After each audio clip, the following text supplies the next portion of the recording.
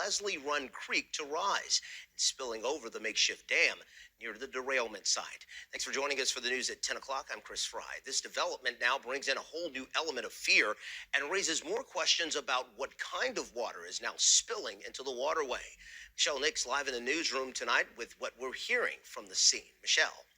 Good evening, Chris. Sadly, the people of East Palestine can't get a break. They're telling me that water contaminated by the train derailment and separated into a makeshift dam is now flowing back into Leslie Run Creek and onto city streets.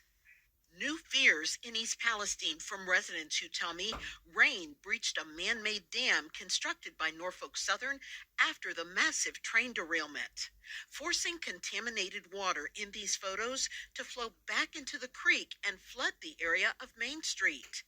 Eric Jake Koza tells me by telephone from East Palestine he's frightened to think about what could happen if toxic water seeps into neighboring homes and businesses.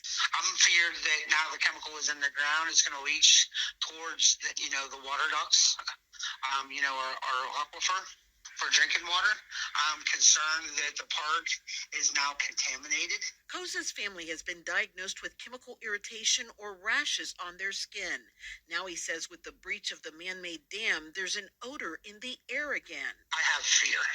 I've had fear, and this just put the anxiety over the top. One East Palestine resident on social media posted that a work crew told him to get away from the overflowing dam, calling it dangerous.